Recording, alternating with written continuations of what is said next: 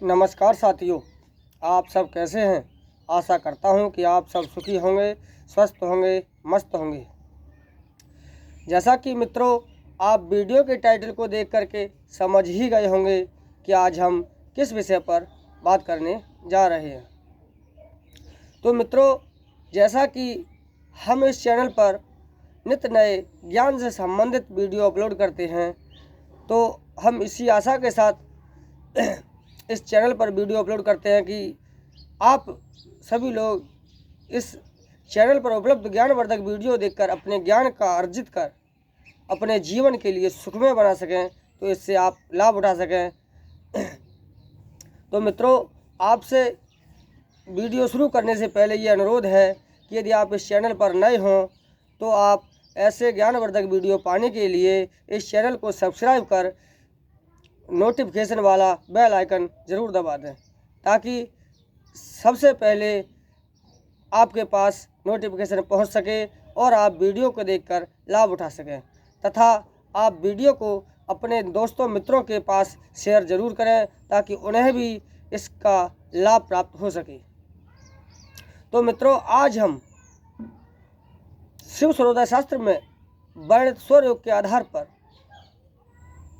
जो स्वर के लिए हमने तिथि और वार के हिसाब से संचालित करने का, अनुकूल बनाकर संचालित करने का जो प्रक्रिया बताई है, तो आज उसमें यदि तिथि और वार के दोनों प्रतिकूल मतलब स्वर के हिसाब से, जैसे कि चंद्र नाड़ी चलने के लिए हमने चंद्रवारों जैसे बृहस्पति और शुक्र, सोमवार और बुधवार श्रेष्ठ बताया है, तथा सूर्य नाड़ी के लिए मंगल, शनिवार और रविवार श्रेष्ठ है।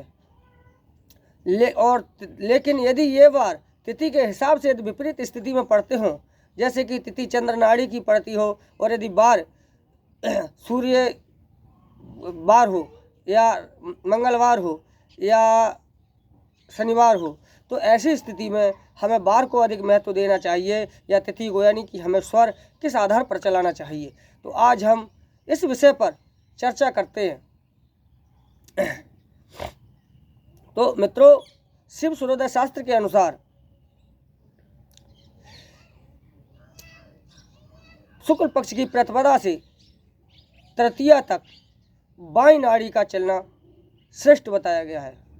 उसके अगले 3 दिन दाहिनी नाड़ी, फिर अगले 3 दिन बाईं नाड़ी, फिर अगले 3 दिन दाहिनी नाड़ी, यानी क्रमशः बायां दायां बायां दायां, इस प्रकार से शुक्ल पक्ष से प्रतिपदा तक 3 दिन बायां, फिर 3 दिन दायां, इस प्रकार सूर्योदय के समय नाड़ियों का चलना श्रेष्ठ बताया गया है, जो कि आपके जीवन में अनुकूलता प्रदान करता है, जिससे आपके दिन और रात में किए गए कार्य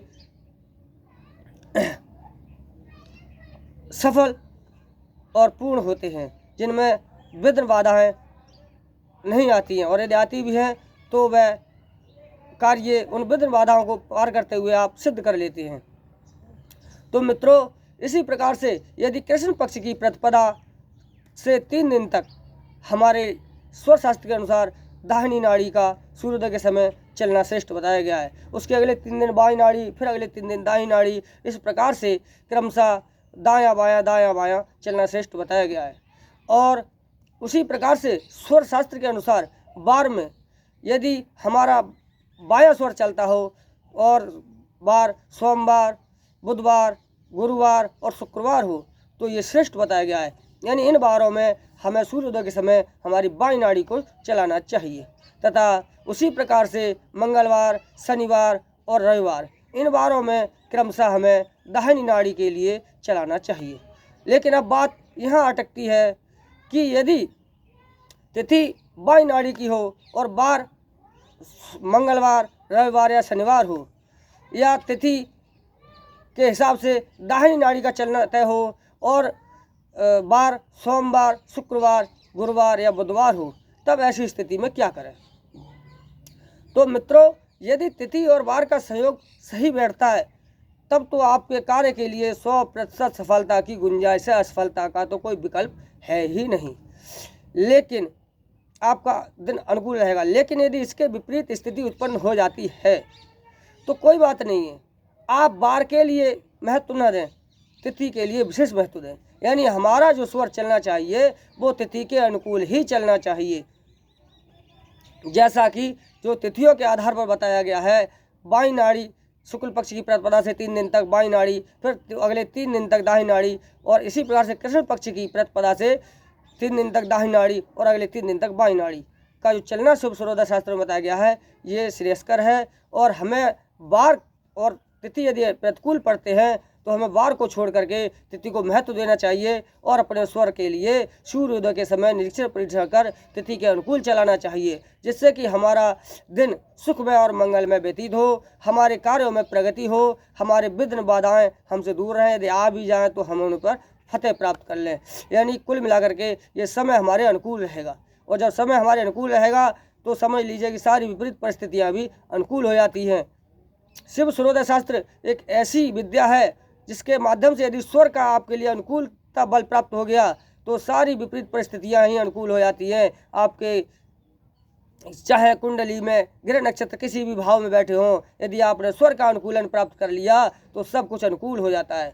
तो मित्रों, ये शिव सूर्योदय शास्त्र ऐसी विद्या है, इसमें जो वर्णित स्वर योग विद्या है, ये ऐसी विद्या है जिसका वचन कभी टाले नहीं टलता है। महात्मा कवि चरणजीत दास ने तो यहाँ तक कहा है कि चंद्र टरे सूरज टरे धवल टरे सुनमीत, और बचन सूर्योदय नहीं टरे कहे दास रणजीत। तो मित्रों, ये भगवान शिव की वाणी है और भगवान शिव का कहा हुआ कोई भी कथन असत्य नहीं हो सकता है। तो मित्रों, आशा करता हूँ कि आपको ये वीडियो अवश्य पसंद आया होगा।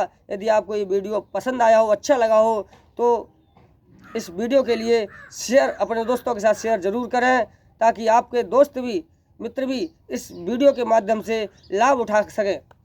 तथा आपसे ये फिर भी विनती अनुरोध करता हूँ कि आप इस चैनल के लिए सब्सक्राइब कर लाइक शेयर कमेंट ज़रूर करें। आप मुझे अधिक से अधिक सपोर्ट करें। नमस्कार, मिलते हैं अगले वीडियो में, तब तक के लिए नमस्कार साथियों।